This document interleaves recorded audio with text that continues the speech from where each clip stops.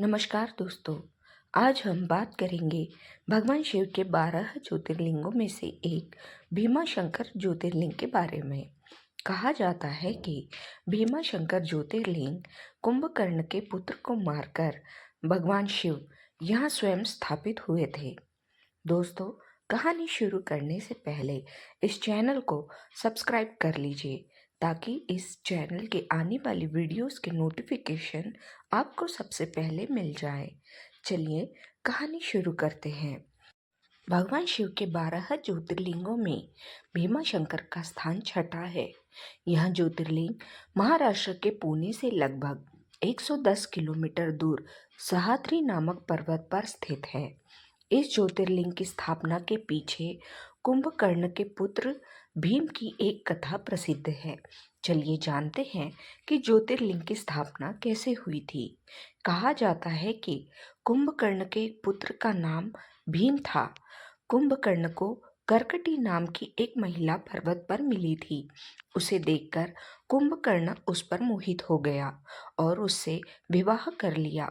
विवाह के बाद कुंभकर्ण लंका लौट आया, लेकिन कर्कटी पर्वत पर ही रही।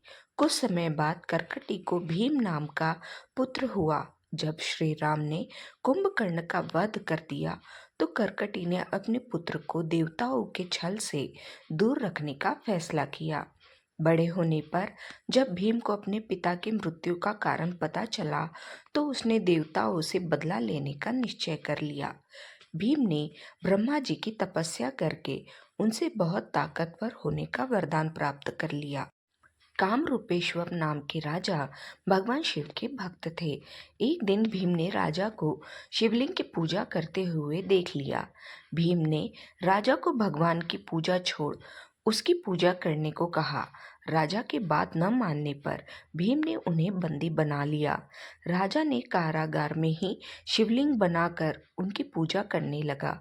जब भीम ने यह देखा तो उसने अपनी तलवार से राजा के बनाए शिवलिंग को तोड़ने का प्रयास किया।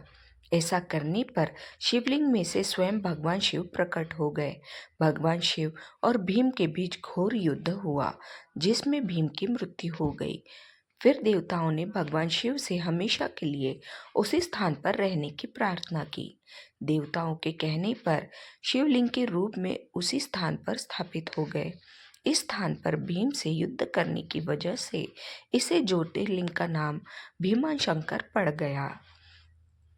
भीमाशंकर मंदिर बहुत ही प्राचीन है, लेकिन यहाँ के कुछ भाग का निर्माण नया भी है। इस मंदिर के शिखर का निर्माण कई प्रकार के पत्थरों से किया गया है। यह मंदिर मुख्यतः नागर शैली में बना हुआ है। मंदिर में कहीं कहीं इंडो आर्यन शैली भी देखी जा सकती है। भीमाशंकर मंदिर से पहले ही शिखर पर देवी पार्वती का ही मंदिर है। इसे कमलजा मंदिर कहा जाता है।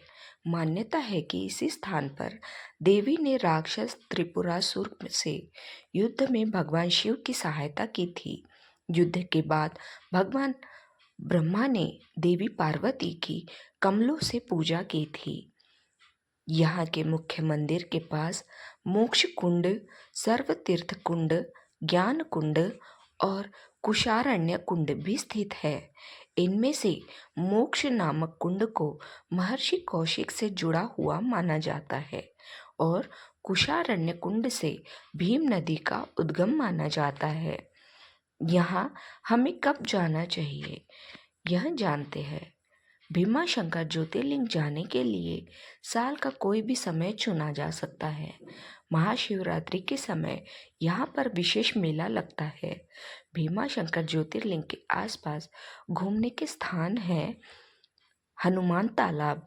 भीमाशंकर मंदिर से कुछ दूरी पर हनुमान तालाब नामक स्थान है। दूसरा है गुप्त भीमाशंकर।